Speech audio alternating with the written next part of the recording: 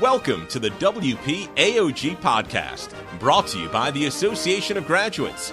Tune in as we continue our mission of making the Long Gray Line the most highly connected alumni body in the world. Reporting directly from the United States Military Academy at West Point, let's go Army!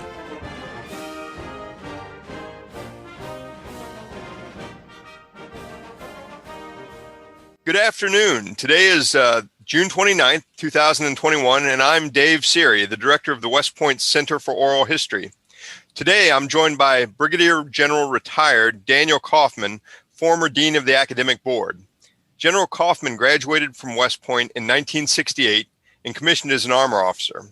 One of his first assignments was with the 6th Armored Cavalry Regiment stationed at Fort Meade, Maryland. From August 1969 to July 1970, he was deployed to Vietnam and served with the 3rd Squadron, 11th Armored Cavalry Regiment. Returning from Vietnam, he rejoined the 6th Armored Cavalry Regiment as a troop commander in 2nd Squadron. He was then selected to attend grad school and teach in the Department of Social Sciences at West Point, where he remained for much of the rest of his career. His final assignment in the Army was as Dean of the Academic Board at West Point from 2000 until 2005. He then became the charter president of Georgia Gwinnett College, where he spent 8 years building that institution. Sir, I'm grateful and excited for the chance to interview you today. Thank you, David. I appreciate the opportunity. Yes, sir. If you could, please describe your childhood for me. Tell me a little bit about your parents, any siblings, and how you became interested in attending the United States Military Academy. Okay. Well, when I was born, actually, my father was still in the Army after World War II. So even though my family is all from South Georgia, I was actually born in Old Madigan General Hospital in Fort Lewis, Washington. And then so my early years were as an Army brat. And so when I was 3, my dad was assigned to Japan to work on General MacArthur's staff in 1950. And about a month after we got there, the Korean War broke out. So Dad went to Korea for 3 years, and we stayed in Tokyo. So my very first memories as a human being are of post-war Japan. And so in my early years, while I was still a brat, my dad was still in the Army. We traveled in a lot of places, came back from Japan, went to Fort Bragg, and then went to Germany for 3 years. And so had the opportunity to see what was still post-war Germany, frankly. I also learned an appreciation, frankly, for living in and interacting with foreign cultures. So by the time I was an adolescent, I had seen a lot of, at least what I thought was a lot of the world. And that experience has sort of always stayed with me in terms of my interest in international affairs and engagement with other societies. I did one older brother who, the black sheep of the family, became an Air Force officer, so we don't talk about him. But after Dad retired, we went back because both of my parents were from South Georgia. There's a little place in South Georgia called Brunswick, which is right on the Atlantic Ocean. And things were very different. I went to segregated schools in South Georgia. I graduated from a segregated high school. Mm-hmm. Things were beginning to change, but they had not in 1964 when I graduated. And so that was a very different experience than the one I'd had as a younger person in terms of interacting with, frankly, people who didn't look like me. So that was, fortunately, that changed fairly soon thereafter. Yes, sir. But during my high school years, of course, we did have the Cuban Missile Crisis in October 1962 in our little hometown. If you go back and look in the history books and the newspapers, they had maps of where the missiles from Cuba might reach, and our little hometown was in the radius of operations of those missiles that were in Cuba. There was nothing to shoot at, but we figured they'd shoot at the naval station in Jacksonville and miss. And so we were all. Funniest thing was, my concern was it was in October 1962, which is when my birthday was. I was going to turn 16 to get my driver's license, and I was convinced the world was going to end before I got my driver's license. And that was just the biggest crisis for me, was I was not going to get my driver's license. But of course we did. Yes, sir. Much more substantively, of course, in November '63, President Kennedy was assassinated. That was a traumatic event for everyone because that was just something for which we were entirely unprepared. And so, that sort of set, little did I know, sort of set in motion sequence of events that would, over the course of the next 5 years, the time that I was a cadet, as the world changed in dramatic ways, these kinds of things were just going to happen. And seemingly rapid succession. So I left high school in what can only charitably be called the Old South, the segregated South, and went to West Point in the summer of '64. Yes, sir. Before we move on to your West Point experiences, you mentioned growing up a little bit in Japan and in Germany and meeting the people. What kind of reflections do you have on either the location, post-war Japan and Germany, or the German and Japanese people that you interacted with? In Japan, I mean, they are wonderfully gracious people. And so, most of our, to be honest, we lived in an American concern. But my mom, she said it was the best time of her life because she had a house, she had a maid, and she had a cook. Because I was 3 and 4, I had sort of a nanny. Her name was Yasko. I still remember it, who took care of me and tried unsuccessfully to teach me Japanese, but also to try to be a real person. And so, and then in Germany, I remember we lived in Gießen, about 40 miles north of Frankfurt, and there was still rubble left over from the war, and they were still pulling essentially the remains of people out of the rubble from World War II. But it was clear that the Germans were intent on rebuilding in the right way, right? Not to let this happen again. And I think time has vindicated that view that they became the dynamic economy of Europe, and it set the model for how a democracy should work. So. Okay. Yes, sir. Thank you. Now, you mentioned that you entered the military academy in the summer of '64. What are your most vivid memories of our day and Beast Barracks? Yeah. Our day, I still maintain this is true, was the hottest day in the history of West Point. I grew up in South Georgia, so when I say it was hot, it was hot and humid. And that's the main thing I remember about a very unpleasant day where you collided with people who seemed to be annoyed at whatever I was doing. And there was a good deal more sort of physical hazing in those days than there is now. And so it was a very different model in terms of how you graded the new cadets and how you tried to round them into shape, as they say, during Beast Barracks. But as time passed, what you learned, if you looked at, was these people who always seemed to be mad at you were actually pretty good guys. I mean, they were cadets just like we were. So I was lucky I had a couple of good squad leaders who would talk to us about what it meant to be a cadet and what you had to do in order to survive as a cadet and the standards that cadets are expected to uphold. And so the more or less constant physical hazing notwithstanding, it occurred to me that these guys really were interested in our development. So now, of course, Beast in those days lasted forever because the academic year didn't start until after Labor Day. And so we arrived on July 1st, and Beast wasn't over until Labor Day. Plebes today, it's over by the middle of August because that's when school starts. So by definition, they don't have a real Beast Barracks. You mentioned the academic year. Tell me about the academic program from your time as a cadet, understanding, of course, that this was before academic majors were offered and your ability to select electives was much more limited. Yes, we all basically took the same academic program. Your choice was what foreign language you wanted to take. So I asked for German and got Russian, which is how I learned about choice at West Point. But that was it. Okay, we all took the same curriculum, which was math, science, and engineering. But also a very heavy dose of humanities and public affairs. And the course load was significantly higher then than it is now. We took 6 academic courses every semester, plus PE, plus military science. So every semester you had 8 classes basically scheduled, right?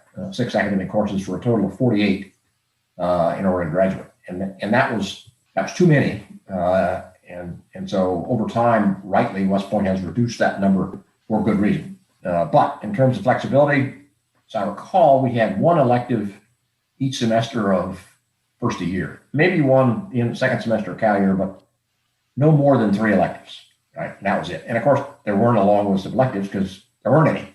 Mm-hmm. We all took, your last 2 years you took 3 semesters in mechanics, you took 2 semesters in electrical engineering, you took 2 semesters of civil engineering, you took 2 semesters of ordnance engineering, interestingly, weapon system design. And so very heavily oriented toward the engineering curriculum. But we also took international relations and English and military history, military art and engineering in those days. Mm-hmm. So not a lot of flexibility in the academic program. And because it was so extensive, it tended to be, you went from one course to the next course, to the next course, to the next course. And if you got through 48 of them, you graduated. And if you didn't, you didn't. It was not the integrated academic program that West Point offers today. And I'll say that not just because I'm a former dean, but what we know now about how people learn has improved the quality of the education. Yes, sir. Excellent. Now, during your time at the academy, the war in Vietnam was expanding from about 23,000 soldiers in 1964 to more than 500,000 in 1968 when you graduated. How did the Vietnam War shape your time at the academy or your awareness of what your future might hold? Well, the world changed between 1964 and 1968 in a number of dimensions, actually. The nature of American society was beginning to change. There was, of course, the emerging civil rights movement. There was free love movement, for lack of a better term, in terms of just different ways to think about how people could conduct themselves. And, of course, the war in Vietnam. So I dare say most of us had not heard of Vietnam. It was French Indochina on the maps back in those days. And yet, by 1968, we knew where we were all going. We were all going to Vietnam. And so also in those years, you had a number of significant events. Of course, the Civil Rights Act in 64, the Voting Rights Act in 65. But you began to get civil unrest, riots in the summer of 1967. Right. In my first year, if I recall correctly, in January of 68 was when the Tet Offensive started. Right. The My Lai massacre occurred in the spring, I think in March of that year, and President Johnson announced he wasn't going to run again. Martin Luther King was assassinated in April of 1968, and Robert Kennedy was actually assassinated the day we graduated. So that was just second semester of first year. The year 1968 was just a year of significant turmoil, and of course you got the Democratic National Convention in the summer of 68, Soviet invasion of Czechoslovakia. It's just the world turned over in many ways, right? Nobody knew who the Beatles were when we got there, and by 1968, I mean the peace and love movement was going strong. So the world changed, but we were sort of insulated from it. We can talk about it in a minute, but we all knew where we were going.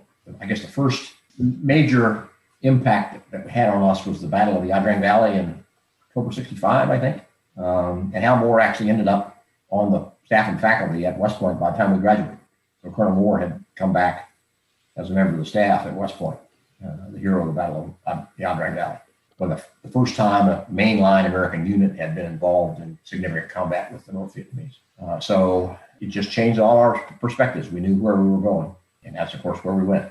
Yes, sir. Now, I heard that they made announcements of graduates who died over the poop deck. Do you remember those? Yeah, I'm glad you brought that up. Not just announcements, we did, but in those days, cadets were the honor guard for funerals. And so we started doing funeral duty for young officers. I say young officers that we knew. I mean, the cadets who lived down the hall suddenly came back to the West Point Cemetery. Bob Arvin, the first captain, this guy was Mr. America.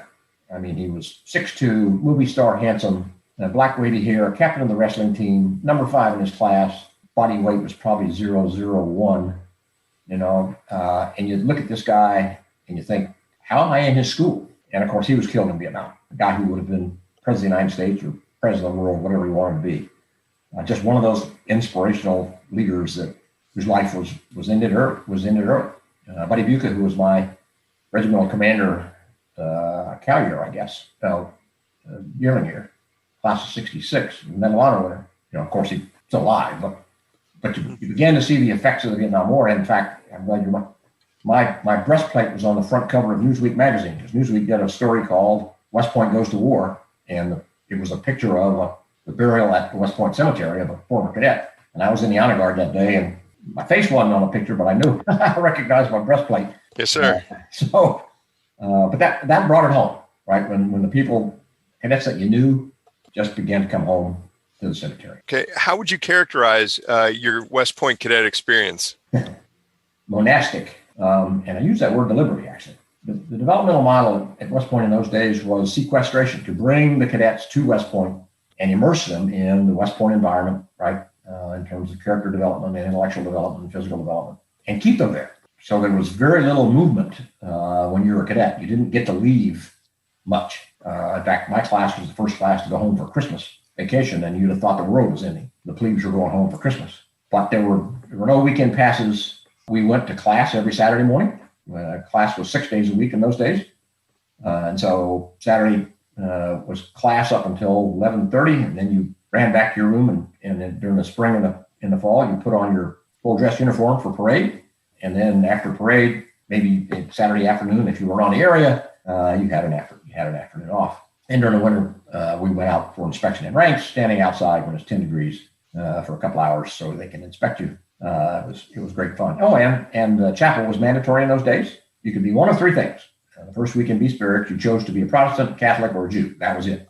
And on Sunday morning, we formed up. You put on your full dress uniform, and we formed up and marched to church up the hill, Mills Road Hill, to the Cadet Chapel. In my case, I was Protestant. Catholics went to the Catholic chapel. There was no Jewish chapel in those days, so the Jewish kids marched down to the old Cadet Chapel, which has been moved to the West Point Cemetery. So Sunday morning was a duty day. I mean, you didn't have it off. There were no weekend passes. Everybody got up and went to church. It was mandatory. So it was, and when I say monastic, it was all male. All the cadets were male. All the faculty were male. All the waiters in the mess hall were male. I mean, you just didn't see females. I mean, it was deliberately a monastic existence. And so there weren't opportunities, certainly, to travel abroad as a cadet or to see the world around you. Of course, we weren't allowed to have televisions. Our only access to the outside world was you got a copy of you either get the New York Times or the New York Herald Tribune in the morning with a newspaper.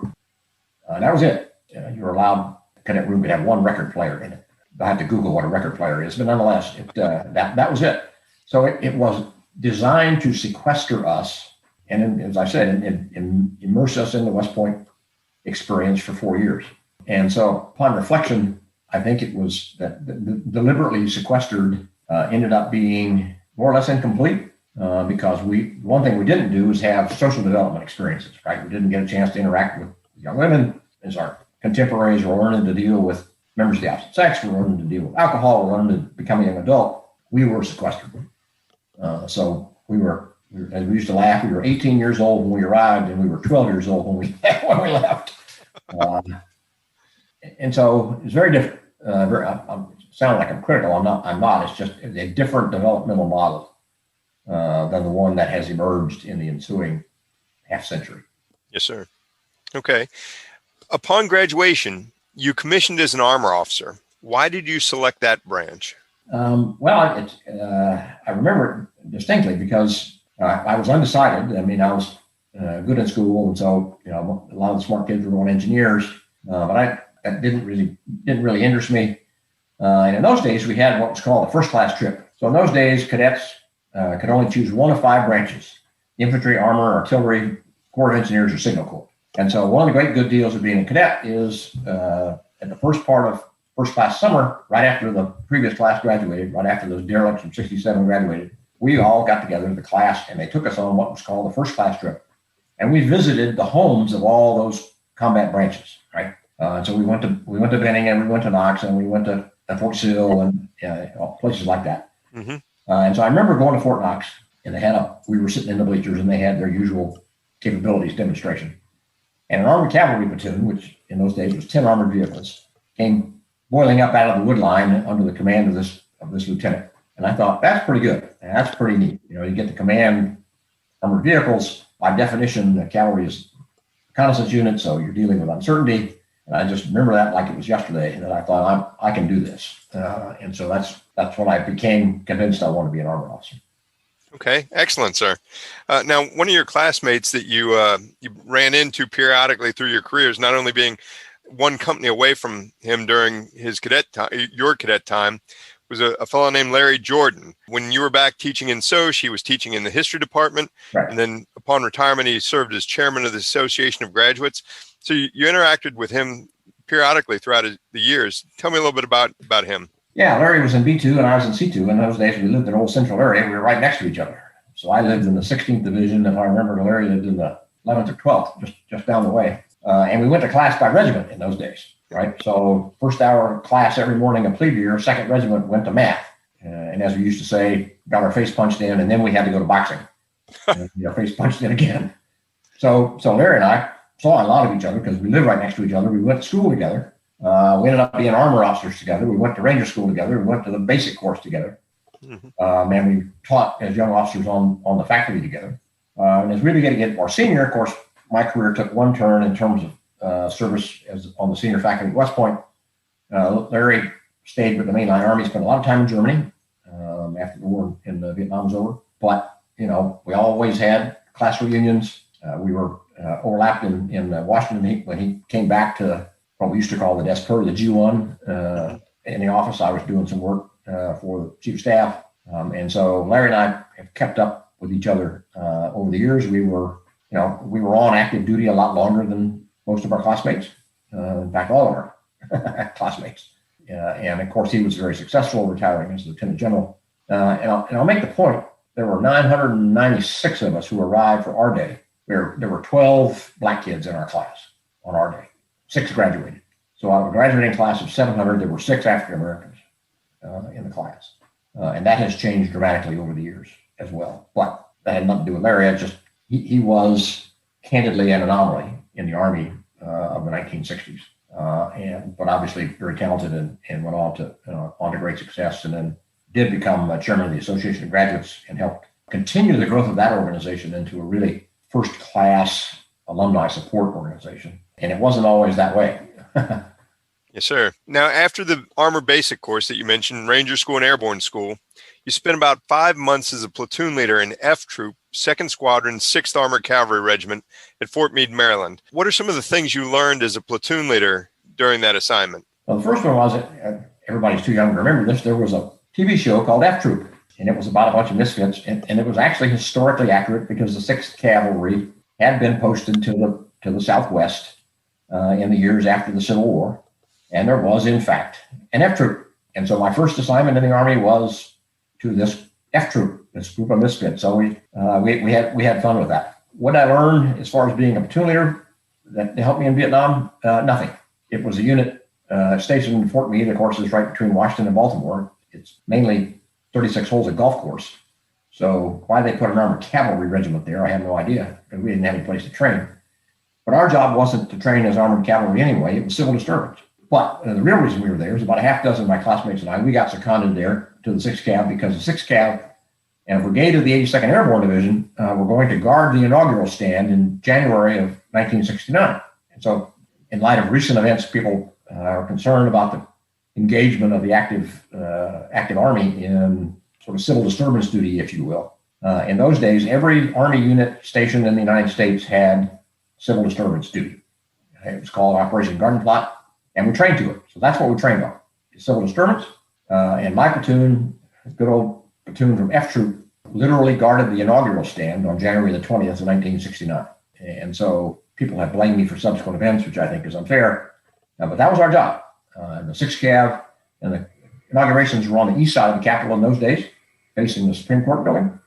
So the 6th Cav had that side, and the brigade of the 82nd had the mall side. And that's what we did. We cordoned Capitol grounds that day. So the crowds were not at all what they are today in inaugurations, very controlled. And that's what the Army did. That must have been exciting duty for you. Not really, because the way we had to stand it. Basically, we were on a cordon, but we had to stand at parade rest in our dress uniforms. So we used to practice on Saturday afternoon standing at parade rest. Right? You just go out and stand at parade rest for a couple hours. Well, not a great way to spend a Saturday afternoon. Yes, sir. I mean, it was, of course, it was exciting to be part of history. I mean, you get a chance to literally stand right there and see the inauguration as it unfolds. But January '69 was, it was a tough time in American history. The anti-war movement was very big. The civil rights movement was still going on. You had the beginning of the women's movement. So you had sort of three, as I would call them, sort of three cyclones going on simultaneously in the American society, any one of which would have been disruptive, but you had three going on at the same time. So it was a very difficult time for the country, and it was a difficult time to be an Army officer because we spent our time training for civil disturbance, not training to be combat soldiers. Yes, sir. Well, and then in August of '69, you got your chance in Vietnam to be in combat from '69 to July of 1970, and you served with L Troop 3rd Squadron, 11th Armored Cavalry Regiment. During your time in Vietnam, you were wounded twice. Tell me a little bit about your tour in Southeast Asia and any events that happened while you were there. Well, so I got the 11th Cav and got my dream job. I got to be a platoon leader, the 3rd platoon of L Troop. So when you're a cadet, they tell you, okay, you're going to be a platoon leader. Don't worry. I mean, you're going to have an experienced platoon sergeant who's going to keep you, who's going to tell you what to do. Don't worry about it. So I got to Vietnam with 1 year time in service, right, in the Army. And my platoon sergeant had less time in the Army than I did. In the old days, during the Vietnam, because of the draft, soldiers who graduated, we had the NCO Academy, kids who graduated at the top of their NCO class were instantly promoted to E6. So my platoon sergeant was a brand new E6 right out of school, and he had less time in the Army than I did. Now, good guy, smart guy, but between the two of us, we had about a year and a half experience in the Army.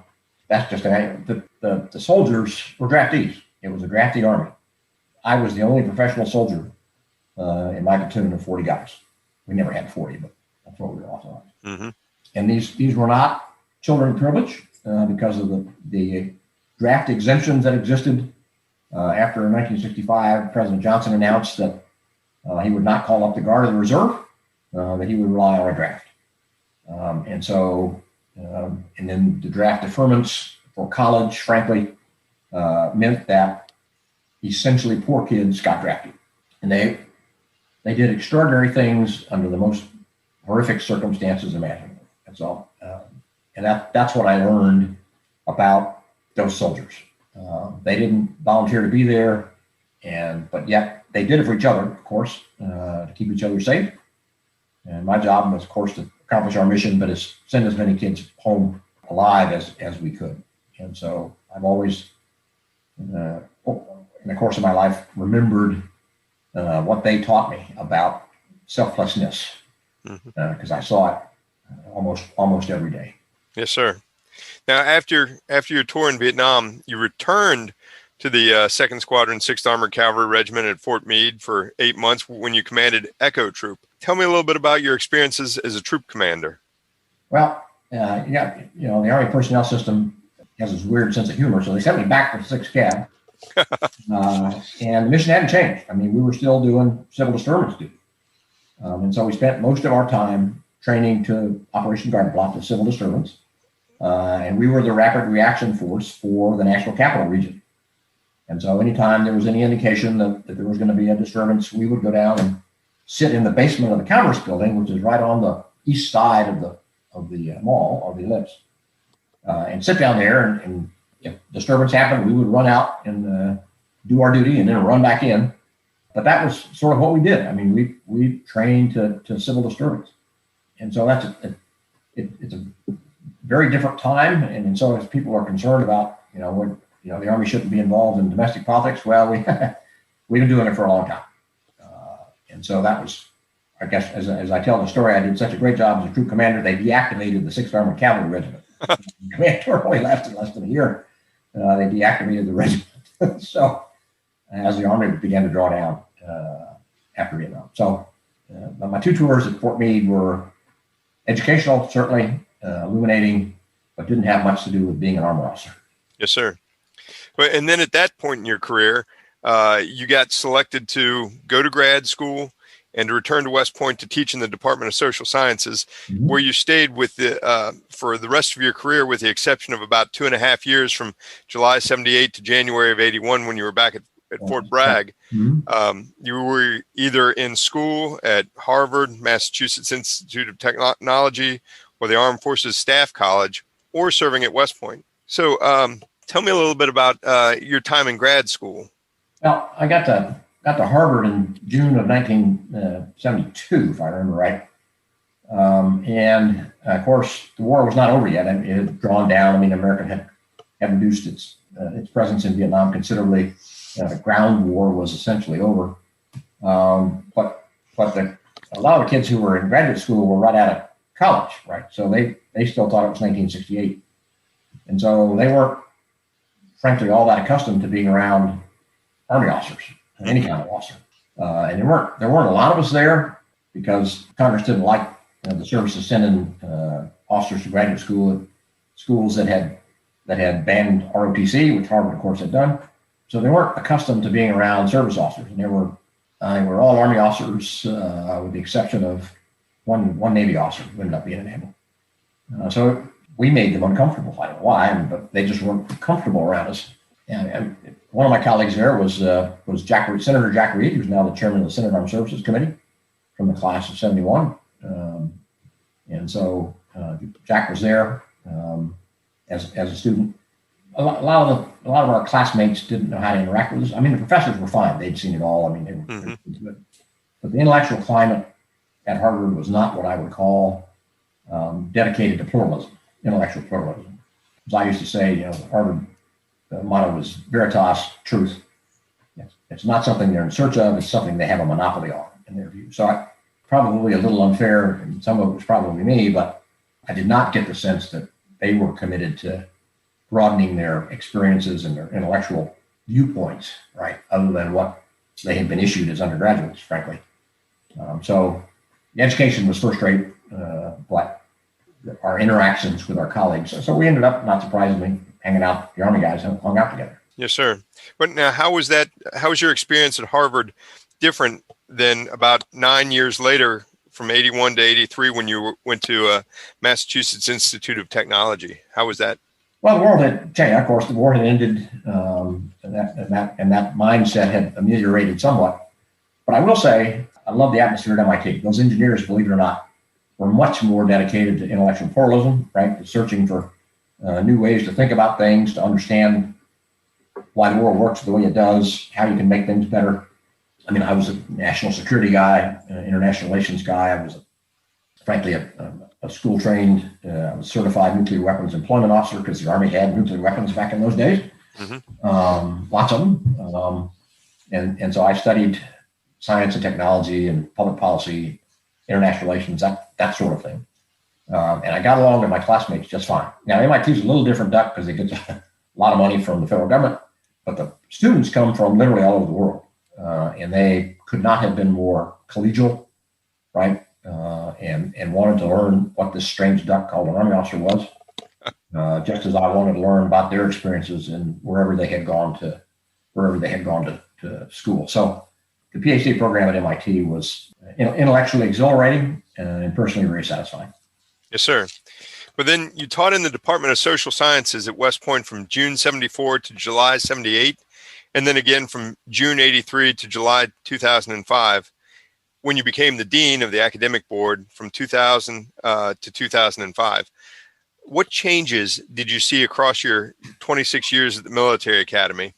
The world continued to turn over. Right. So when I graduated in 1968, there was no thought of women coming to the Military Academy. None. Right. And yet they were there in 1976, which is only 8 years later. But planning had begun as early as 1974. So within a remarkably few years, for a lot of reasons, suddenly women were going to be at the Military Academy. And so despite what the old grads thought, the granite walls shook, but they did not fall when women arrived in the summer of 1976. What else changed? The Army changed. 1973, the draft ended, and we went to an all-volunteer Army. And so an Army that had relied on essentially an endless supply of cheap labor now had to compete in the labor market.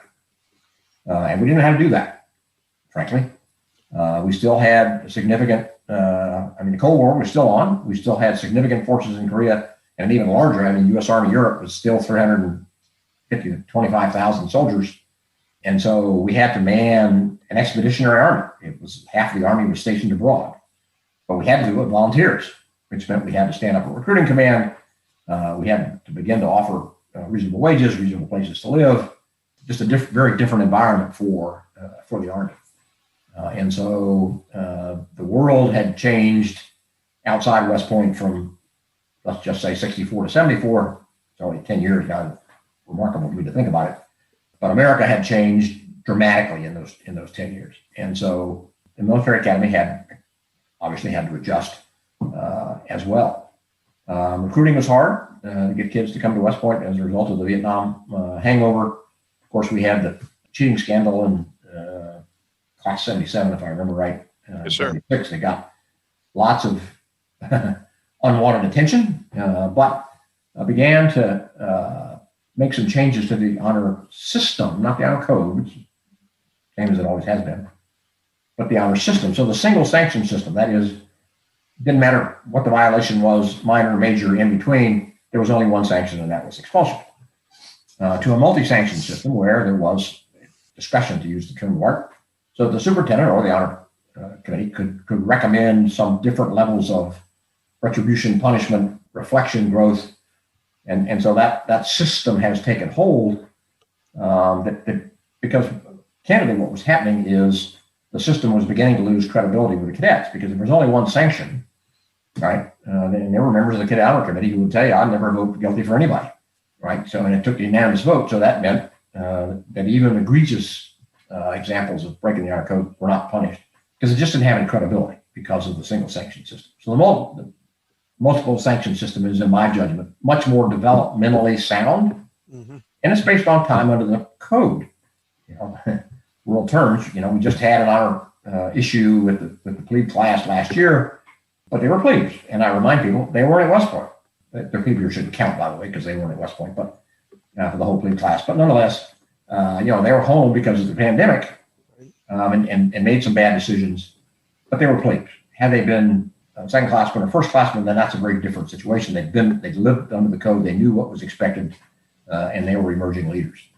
And so that's what the multi-sanction system allows the system to do, is to say, okay, you're relatively new at this. We think you have what it takes to be a commissioned officer. We're going to give you another chance, which did not used to be the case.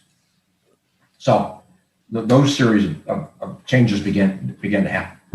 And then as time passed, as the war in Vietnam ended, the Vietnam hangover sort of ended, the Army returned to doing what it liked to do best, which was planning to defeat the Soviet Army on the plains of Europe. Right, life was rich and full, and then things began to change. And in November of '89, the Berlin Wall came down. Well, okay, so the Soviet Empire began to crumble, and then on Christmas Day, Christmas Day of 1991, the Soviet Union marched on to its well-deserved place in the ash heap of history. And so everything that I thought I knew intellectually, I was a professor of international relations, everything that I knew was now obsolete. As I said, I had to take all my lesson notes and send them down to the history department because they weren't any good anymore, right? Because how do you teach international relations when the Cold War is over? The damn Russians gave up. So now what? So we had to completely rethink the curriculum at West Point, right? What is the role of the United States in the post-Cold War world? And then what's the role of the Army in supporting the nation in that world? And then what are the implications for what we teach here? Well, the good news is what we call the post-Cold War era. I began to have some luck trying to convince powers that be that cadets need to see the world as it is. We need to get cadets out more. And so we began to have the summer programs where they could go abroad. And when I say I go abroad, I don't mean they went to Paris. I mean they went to Cambodia on demining operations. I mean, go see the world as it is, because you're going to be commanding soldiers in places you can't possibly imagine. Little did we know that became true.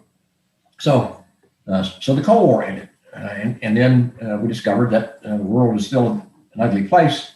We got involved in the peacekeeping operation in former Yugoslavia, in Bosnia in the mid-'90s, and then the world changed again on September 11th, 2001. I remember like it was yesterday.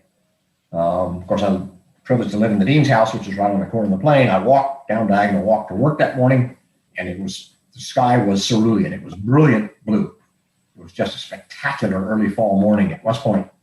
And of course, what happened was the first plane that took off out of Boston, it was taken over, it turned left, followed the Hudson River, flew right over West Point at an altitude of about 1,200 feet, navigated its way down the Hudson, and then collided with the World Trade Center. And so I was sitting in my morning staff briefing with my staff when the word came that something had happened in the World Trade Center. had been struck. Well, we thought it might have been an accident. We thought it might have been just a pilot had a heart attack or whatever. And I remember sitting watching the television, and then the second plane hit the World Trade Center. So by about 9 o'clock that morning, we had shut down West Point. We were a national park. We had millions and millions of visitors every year. By 9 o'clock that morning, there was a guard outside, an MP outside my house. I mean, we didn't know what was happening, right? We didn't know what else had been planned. And West Point's, right outside New York City. It's a high visibility target. If you're looking for, a way to make a statement, then we figured West Point was probably a pretty good way to do it. So we had to figure out, how do we protect West Point, and how do we, and what do we protect? So the world, a long-winded way of saying, the world changed a lot during the course of my tenure on the senior faculty there, requiring both professional adjustments and also intellectual adjustments, right, in terms of what we were going to expect the cadets to know to prepare them for the world that they were going to serve in. So it was dynamic time. Yes, sir. You mentioned a little bit about what changed within the Department of Social Sciences, but is there anything else that changed in that department during your time there? Well, of course, once women were permitted to be commissioned officers in the combat army, in the various branches of the Army, we began to search for qualified women faculty members, right? And we had to grow them because there weren't any. But as the graduates that we knew about, or talented people from other institutions, came into our window of opportunity, we would send them to graduate school and bring them back to the faculty to be role models for the young women, for everybody actually, but to demonstrate particularly to the female cadets, that you can be a successful Army officer, do all the other things that they had to do. But most of the change in the department was in terms of not only curriculum, but opportunities, right? What can we do? What can we do for our cadets? We'd long had the summer intern program where we sent 4, 6, or 8 kids to Washington, D.C. and to various places around. The commandant hated that program because it, kept them off the beast detail because they'd go in their senior summer. But we began to look for even greater opportunities, as I said, for opportunities to study abroad, or at least go abroad for a period of 3 or 4 weeks, be engaged with an NGO in terms of doing some sort of public good, and see the world as it is. And so we spent a lot of time thinking about how do we get our cadets engaged with the world. And that was important to me because of my earlier comments about being so sequestered, seeing nothing of the world in 4 years, to how do we get as many cadets as we possibly can to have opportunities to engage with as a cadet out there and see a society other than their own. Yes, sir. How about changes in technology during your time at West Point, and how did that shape academics and learning and that sort of thing? Well, I'm of the slide rule era to start the answer to your question. And I still got it on my desk here somewhere. So we did our calculations on a slide rule. And I remember I wasn't on the faculty. I don't think I was there at the time when they made the decision to scrap the slide rule and go to the handheld calculator. Right. And of course, there were no portable computers in those days. The computer was this massive thing down in the basement of Thayer Hall. But as desktops became common, right, we really had to adjust because cadets could have access to information. That's how, and they began to get the right kind of computing power. It took a while before desktops had the ability to do the high-end engineering problems.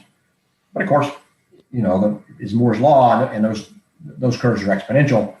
And so we adopted desktops. When I was the dean, we adopted laptops because they finally had the computing power to do it.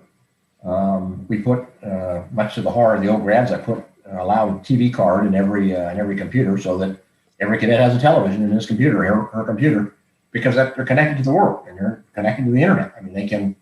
It changes the way people think about how to learn, right? Mm-hmm. And so once we got started, we did a pretty good job of trying to keep up with it because we did have some advantages. As the dean, I could say, okay, this is the computer that every new cadet's going to buy, and this is the suite of programs it's going to have in it. So there was no difficulty in ensuring that the cadets had computer that they needed. In social media, and as I remind people, the first social media platform was not Facebook. It was companycommand.com. Okay. Social media was invented by 3 Army officers, classmates from West Point, one of whom was assigned in Korea, one in Germany, and one in the United States, if I remember correctly, who discovered that via the internet, they could defeat time and distance and talk to each other. And they were all company commanders, and they began to communicate on, your motor pool SOP and your dining hall. I mean, the kind of things that company commanders have to worry about. And that was the first real social media, companycommand.com. So we began to think, okay, how can we use these kinds of capabilities to connect our cadets with the world? And that's what we did. Yes, sir. Now, as you think back on your time from cadet up to the time when you were the dean, who were some of the other influential deans that you remember from your experience? Well, see, General Janarone was the dean when I was a cadet, and he was a very gracious guy, trying to be reasonably forward-thinking as the momentum began to build. It took a while to get to majors, but General Janarone was the one. Maybe I remember because he was the dean when I was a cadet. General Smith was perhaps not quite as forward-thinking. General Galloway was an engineer, ran the Geography and Environmental Engineering Department. Was a very gracious, good guy who helped us began to, in the aftermath of the Cold War, begin to change the West Point curriculum, right, in ways that made sense. Flex Lankin, who was my predecessor, was dean, also an engineer, very gracious, forward-thinking kind of guy. And so the dean's office went from being sort of the defenders of the faith, if you will, to being a center of innovation, because we had to. The world was changing in ways that if we were going to offer a world-class education, that we were going to attract the very best, our fair share of the very best kids in the United States, we had to have an education that would attract them, right? And oh, by the way, that's what they're going to need as commissioned officers. And so innovation became, one of our watchwords in terms of how do we keep up, right? And how do we, you don't want to be on the bleeding edge, but you want to be sort of on the leading edge of academic innovation. And academia is probably higher education is probably the most hidebound, tradition-resistant profession there is. As I told people when I was a college president, higher education makes the Pentagon look innovative and flexible. That's hard to do. So, yes, sir. So that segues into the next question pretty well. What were your goals as dean? Well, I did after 9/11. We had to adjust the curriculum. I want to make sure that we were addressing the world as it is, and the cadets were going to learn about that world as unknown as it was. The library was one of my priorities, and libraries have changed in the course of the last 20 years or so. When I was a cadet, it was a warehouse for books. I mean, you went in, you asked the little lady, the guy, do you have this book? And they would go back in the stacks and bring it to you, and that was it. It was a warehouse for books. Well, libraries aren't that anymore. They're learning centers, right? They've got all kinds of connectivity, and so but they're learning where kids can go and work on in joint project and group projects, can explore anything that they need to be exploring. It becomes the intellectual center of campus, and that's what we didn't have, frankly, at West Point. I mean, your library was a nice building, but it was a warehouse, basically. I mean, there weren't study spaces in that building. I remember going in there as a cadet. I mean, literally sitting in the stacks in the back. It was like being in prison. So, and we also knew that if you make it appealing, make it a place where people want to be, i.e., take that spectacular view that's out the front window and the side windows, and you put glass on all 4 sides, people are going to want to go in there because it's a spectacular place to be, right? If nothing else, you can sit like out the window and watch the ships go up and down the Hudson. That's okay. Sitting and thinking is not a bad way to spend your time when you're a college kid. So the library became my focus in terms of upgrading the facilities at West Point. Yes, sir. Now you mentioned September 11th a couple of times. You mentioned it, what you were doing when it happened. You mentioned changing the academics to reflect the changing world. Anything else about September 11th that you remember? For example, I heard that a lot of the faculty took time guarding the post immediately in the aftermath. Yeah, so we had a problem. So we had got guidance from the Department of Defense that we had to secure the installation. And you go, well, there's a rather large river running right by the side of it. How do we do that? But nonetheless, so what had been, as I said, an open post, right, free to the American public or anybody that wants to come in, suddenly was closed. And that meant we had to guard the gate, and the MPs were going to guard the perimeter, but we had to guard, and the MPs were doing this, we're going to guard the gates 24/7 and inspect everybody who came in and do all that. And so the poor MPs, I mean, they were wearing themselves out. And so I said, okay, we're soldiers, we can do this. So I volunteered the faculty to begin to do guard duty, basically. And I took the first shift, right, and went out there and learned that hockey players are the smelliest people on the planet. Not the player, but the hockey equipment bag. But nonetheless, and so we did that for months to give the MPs a break, first of all, and they could focus on some other issues.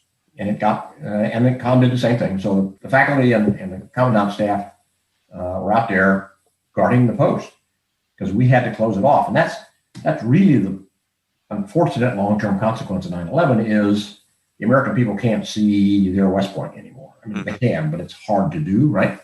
And so it has just changed the tenor of the place in unfortunate ways. I mean, we have to do it, and the bollards that we put around the plane, we had to figure out, okay, what do we protect?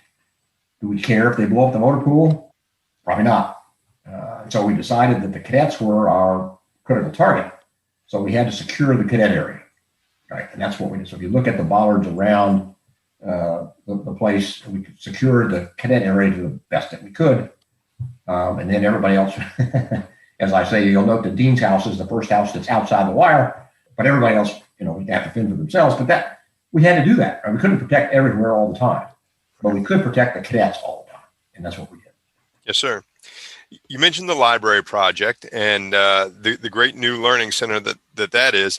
Were there any other renovations to academic buildings while you were in charge? Yeah, I mean, Bartlett Hall is a magnificent old granite building, but it's old. And so it's when you're trying to run modern physics and bioscience, biochemistry kinds of programs, I mean, you've got to have venting and computer capacity and all the things that it didn't have. And once we got the new library approved, we could say, okay, now we can take what was then the library and integrate it into Bartlett Hall, right, into our science facility. So we did that, and we began the renovation project for Bartlett Hall that has turned that now into just, it's still a magnificent traditional looking building, but it's into a first-class science building, basically. And so I was delighted to do that. And that sparked continuing. We also had to repair Mahan Hall and renovate that facility, reattach it to the hillside. But once we did that, then we said, okay, well, we need to continue. And now, of course, I'm delighted they started the Cyber Center building, the cyber engineering building at West Point. And there's even some plans to renovate their hall. So facilities are important, right? If you want to attract the best kids in the country, but you've also got to have the ability to deliver a modern curriculum, and that takes some investment. Yes, sir. Now, in addition to all the work that you had going on at West Point itself, you also did some work in establishing the National Military Academy of Afghanistan. Can you tell me about that, sir? Yeah, after 9/11, and I remind people that September 11th of 2001, by Veterans Day of 2001, i.e. November of 2001, we had overthrown the Taliban. The Northern Alliance, along with some help from U.S. Special Forces, had overthrown, 2 months later, had overthrown the Taliban. And I have to tell you an anecdote. So as we began to get, before we had officially civilians on the faculty at West Point, we had visiting professors. And one year in the Department of Social Sciences, when I was captain, I'll show you what I know, we had a guy named Louis Dupree. And Louis Dupree was the nation's leading expert on Afghanistan. So I used to kid Louis. I say, Louis, you're the nation's leading expert on the least important country on the planet. There is no conceivable way, no way that the American Army is ever going to be deployed to Afghanistan. And old Louis would smile and say, history has a funny way of making Afghanistan important. So a duh moment, right? So I learned that from him. So But after we'd overthrown the government, what we relearned is Afghanistan is less a nation than a collection of tribes. I mean, it's a collection of regions, but it's tribal. And the loyalties primarily, they'll say I'm an Azeri or I'm a Pashtun before they'll say I'm an Afghan, right? So we said, okay, so how do we help Afghanistan fix that? Well, interestingly, the first national institution in the United States was West Point. And Jefferson's genius when he founded it was to have representatives, to have cadets from every state. And you did that by having a cadet from every congressional district, right, compete, have a slot at West Point, thereby guaranteeing that the entire nation is represented by at that institution to build a national, an officer corps that is a national institution. So that's what we're trying to get to, is how do we build a national institution in Afghanistan? So there are basically three models for officer education, or the old Soviet model, which is basically 2 years of tactical training, or no education at all involved. It's all about how to shoot tanks. There's the British model, which is a finishing school. I mean, Sandhurst is now, they take college graduates in for 1 year, teach them how to be an officer. Or there's the American model, which is a 4-year immersive experience leading to a bachelor's degree that also includes professional development as well as character development. So I told the Afghans, I said, look, if you adopt our model, I'll help you. Right, we will help you. We will help you. We, West Point, will help you set up basically the National Military Academy of Afghanistan. And President Karzai said, okay, we'll do that. And so we said, okay. So the dean staff, members of the dean staff, and members of the comm staff began to deploy to Afghanistan, and we literally had nothing. So we, for example, had to write the SAT test for Afghanistan. They didn't have, how do you choose who gets in? Well, there was no assessment device. So we wrote the SAT test, and they liked it so much they adopted it nationwide. And then we had to, talk to them about the eligibility, and you had to have equal representation from every region, every tribe, if you will, around Afghanistan. And then we had to build a curriculum, which looks surprisingly like the curriculum at West Point. Go figure. Except that the foreign language in the National Military of Afghanistan is English. But we worked our way through it, and lo and behold, in April of 2005, we had the opening ceremonies for the National Military Academy of Afghanistan. And the first class arrived. I mean, some of those kids literally walked out of the Hindu Kush, and it's like they walked out of the 15th century. I mean, it's just unbelievable. So that was a great experience for, not just for me personally, but I think for all the staff at West Point who helped create this national institution. And it's still there. Mm-hmm. I don't know what's going to happen in that unfortunate country, but the National Military Academy is still there. Yes, sir. Well, in 2005, you retired from the Army, and you moved on, and you accepted the job as the charter president of Georgia Gwinnett College, the first new 4-year college in Georgia in over 100 years. What was your vision for Georgia Gwinnett College? Well, I had some ideas by virtue of my experience on the faculty at West Point, which is in the West Point experience, we tend to take it for granted, but it's student focused, right? It's focused on the cadet success. Well, most of higher education is not. It's focused on faculty success. And so my vision for what became GGC, I mean, when I got the job, I was named as president of unnamed state college in Lawrenceville, Georgia. We didn't have a name. And of course, we had no money, no students, no faculty, no buildings, none of that, no accreditation.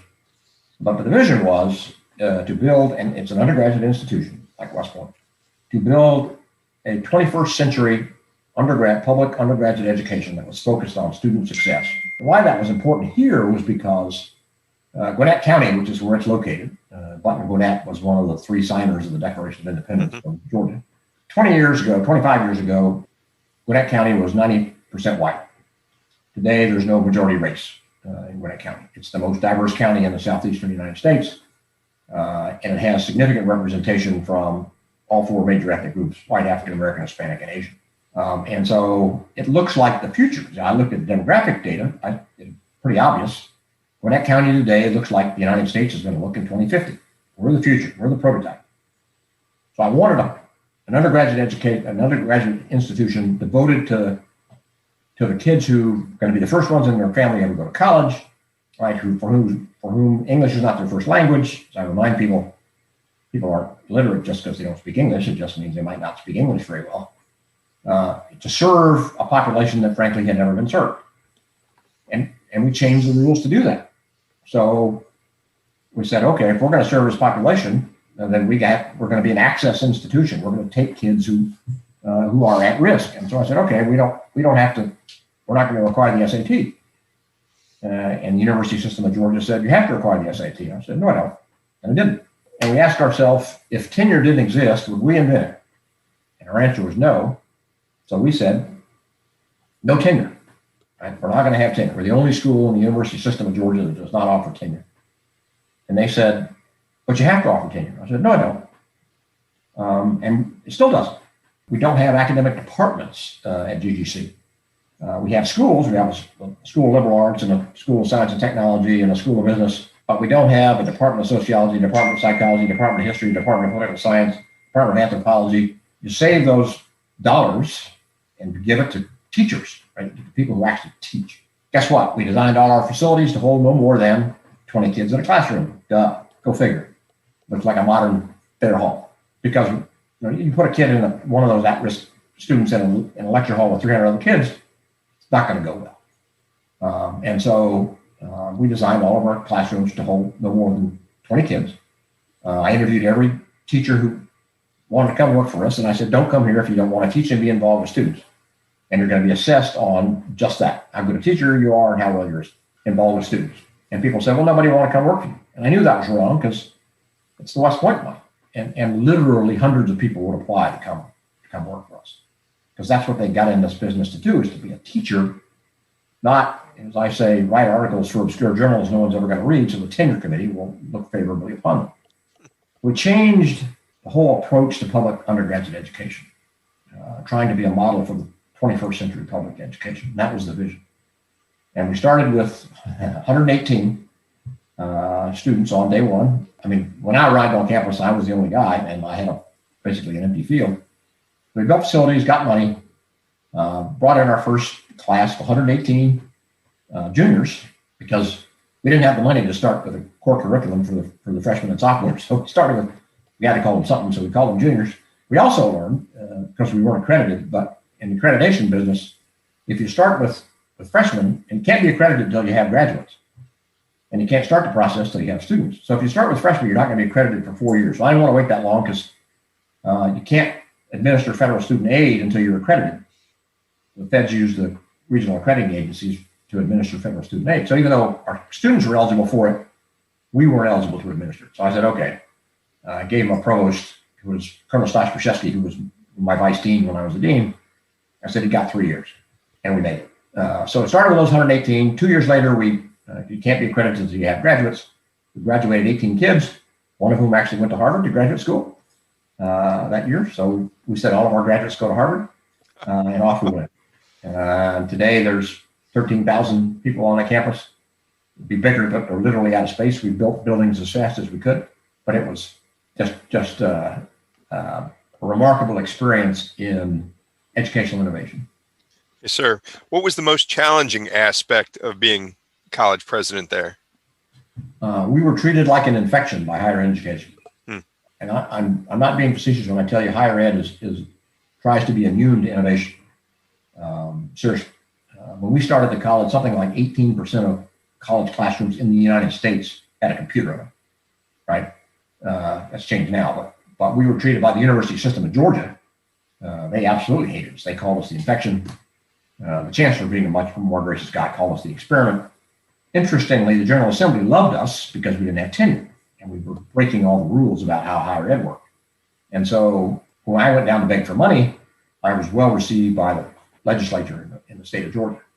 But it was difficult to sort of understand the approach that my other college president colleagues had when we were trying to serve communities that had frankly they weren't underserved. They'd never been served. Mm-hmm. Right. And so we went down to fifth grade classrooms in largely Hispanic neighborhoods and talked to these young people, brought them to campus and talked to them about coming to Georgia Gwinnett. And no one had ever told them that they could go to college before. Right. And now I'm proud to say a lot of them have been there. So that was the most disappointing part, was the response we got from our colleagues in higher ed. Okay. Yes, sir. How about the most rewarding aspect? To see young people come across the podium at graduation, first ones in their family ever to graduate. So, you go to most college graduation ceremonies and they'll say, please observe the solemnity of the ceremony and all that. I said, nonsense. Hoot and holler, clap for your graduate, but be respectful. Remember there's somebody else coming across the stage. So entire family, mom, dad, grandma, grandpa, aunts, uncles, entire families would show up to applaud this college graduate. And so you change society one student at a time. So you change the arc of that student's life, right? Because that kid's a college graduate now. Well, guess what that means? That means his children are going to be college graduates. It's not even going to be an issue. So you changed that individual's life. That individual, you hope, goes back and gets engaged in the community and begins to tell people, hey, this is hard, but you can do it. And we see the next generation now. I knew we were being successful when I saw the younger brothers and sisters of our initial students begin to show up as students. And so you change one student at a time, then you change a community at a time, then you change the country. Because now you have true equal opportunity, right? They're college graduates. They've had I'll say it, first-grade undergraduate education. It's really good. And they compete with Georgia Tech graduates and University of Georgia graduates and all that sort of stuff, because they've been focused on. The professors have focused on them, right? Not on that obscure article that they're trying to write. So that was the rewarding part, seeing the joy in the families of those kids as they graduated. I always ask my audiences one question when I'm talking about college. Can anybody name a successful, truly multi-ethnic democracy? Here in Florida. So when I was born, America was 90% white. Assuming I don't get hit by a truck this afternoon, I hope to live for long enough, there will be no majority race in the United States. That's just a fact. Demographics are a fact.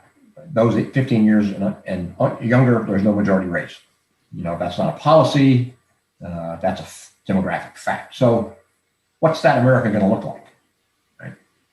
What's the America of my grandchildren going to look like in 2050? If you continue to exclude significant portions of the population from the opportunity, not the outcome, but from the opportunity to succeed. And that's what GGC is doing, demonstrating that everybody, every element of society can have the opportunity to succeed. And if you give them that opportunity, give them some support that you need. We invested a lot in student support, where we did a lot of remedial classes and that sort of thing to get kids ready to succeed, but it works. And so so that model, we think, is the prototype for the future for this country. Yes, sir. And you served as president from 2005 to 2013. During that time, what are you most proud of? And it may be just what you've said already. Yeah, it's the example. It's the prototype. It's the model for how to do public higher education in the 21st century. Undergraduate education. It's not a research university, and those are needed. And that's fine. But to demonstrate that, given the opportunity, those young people can succeed. Yes, sir. The opportunity and the support. Yes, sir. The mascot for Georgia Gwinnett College is nicknamed the General in your honor. Tell me what you think about that. Well, I let them decide. I let them pick. I let them pick their mascot. The mascot is a grizzly, and there's not a grizzly bear within 2,000 miles of North Georgia. But that is a good mascot. It's kind of neat. And they named the grizzly General, and I'm obviously honored about that. So that is pretty cool, sir. Now, what have you done since you retired from that? Well, I hadn't planned to leave the college when I did, but the community leaders here in Gwinnett came to me in the fall of 2013 and said, or in the fall of 2012, I guess, and said, would you be interested in being the president of the Chamber of Commerce? The Gwinnett Chamber of Commerce is the largest suburban chamber of commerce in the country. And I said, of course not. What do I know about being president of the Chamber of Commerce? What do I know about economic development? I've been an Army officer and college president. But over the holidays in 2012, I talked myself into it because of what Gwinnett represents. As I talked about the demographic of this community. And the Chamber was really the one organization that can reach everybody, but it was in danger of becoming irrelevant because the perception was Candidly, it's just a club for old white guys. And it needed to be an engine of economic and community development for this remarkably diverse and vibrant community. Gwinnett's now the second largest county in Georgia, 1 million people, en route to becoming the largest county in Georgia. And the chamber could play an important part of it. So I talked myself into it. So I became the president of the Chamber of Commerce for 6 years and reoriented it away from some of the programming that I've been doing and reaching out to all the parts of the community, changing the nature of the membership so that the members of the chamber look like Gwinnett, i.e. incredibly diverse, that we had every community represented on a board of directors, and that we offered the kind of programming that entrepreneurs need, right? Because young entrepreneurs are always interested in what kind of help can we give them. And so we began to focus on small business and helping small businesses get established and grow. And we got, and there are 4 Fortune 500 companies here in Gwinnett, but they don't need our help, right? And, I think AGCO doesn't, one of the Fortune 500 companies doesn't need help from the Chamber of Commerce to succeed. But that entrepreneur coming out of college who has a good idea probably does, right? So that's what we focused on. So that turned out to be a very satisfying experience, even though I didn't know anything about economic development, still don't. Yes, sir. Now, sir, you've been a soldier, an academic, and an administrator for most of your life. In 2018, you were recognized as a distinguished graduate from West Point. You're also an officer of the Most Excellent Order of the British Empire and a member of the Academic Honor Society Phi Kappa Phi. Tell me what you're most proud of and what your service means to you. What am I most proud of? Well, the label I like most is granddaddy, frankly, and I take no credit for that. I give my wife all that credit. But raising a family in the Army, all that, it turned out remarkably well. But I was on active duty for 37 years, continuously, every day for 37 years. And as the old Michelob commercial used to say, some days are better than others, but I wouldn't trade that for anything. And so at root, I'm proud of being an American soldier. And so, I mean, that's what service is about. I've had incredible opportunities. People say, why'd you stay in the Army so long? I said, well, because the blasted Army, every time I asked them to do something, they'd say yes. It's because when I had the opportunity, came back from Vietnam, said I want to go to graduate school, I said, okay. So they sent me to Harvard. And I said, well, I want to work in Washington. They said, okay. So I got the chance to work in the Pentagon, in the White House, and other high-ranking places in government. And then I said, well, I want to go get a PhD. And they said, okay. And then came back to the senior faculty at West Point and got to continue to work in D.C. and in Afghanistan and even in Iraq in 2004. So I got to do all the things I like to do. I want to have graduate degrees. I like being with soldiers. I mean, I love my time in the 82nd. I really did enjoy being with soldiers. I enjoy the policy process. I like being part of it. Not that I have a case of Potomac fever, but I enjoyed being involved in the policy process to advise folks on ways ahead that make sense, and met some extraordinary public servants during the course of my service in D.C. And I wouldn't have those opportunities if I hadn't been an American soldier. Yes, sir. Final question for you, sir. What does West Point mean to you? Well, I guess at the end of the day, it made me what I am, for good or for ill. We're all members of tribes of one kind or another. Being a West Point graduate is the first important tribe that I remember being a part of. I remember to this day, now that you asked the question, I walked into my room, finally got to my room on the first day of Beast Barracks, first day of Beast Barracks. It was, as I said, the hottest day in the history of West Point. Got into the room to change uniforms or something. And I saw on my bunk on the bed, the detail had laid out some of my equipment. And part of it was this stack of name tags, little name tags paper name tags that we used to have. And it said Kaufman DJ 68. And it's the first time I'd ever seen that. And I said, whoa, I'm a member of a club called the Class of 1968. And that association has, other than my spouse, is probably the most important association of my life. I'm still on the class committee. I'm vice president of the class. We meet routinely, even though we have all chosen different career paths. So the associations with the people that I met as a cadet and that I had the privilege of meeting when I was on the faculty there have just taught me humility more than anything else. But you meet these extraordinary people and you try to learn from them, right? And then serve in whatever way that you can. And I learned all that, or it was instilled in me, I guess, developed at West Point, which is why I chose to spend so much time there. Because selfishly, it was personally gratifying.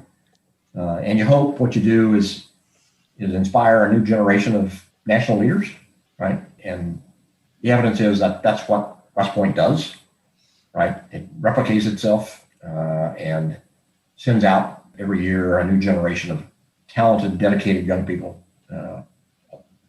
Most of them won't serve 37 years in the Army, but that doesn't matter. They will serve their country for their entire adult life. And so that's the magic of West Point. Well, sir, it's been an honor to talk to you today and a real privilege and pleasure hearing your stories. Thank you so much for sharing them with us. I apologize for babbling so long, David. You've been very patient. No, sir, it was wonderful. But it's been great. I've enjoyed it very much. Thank you.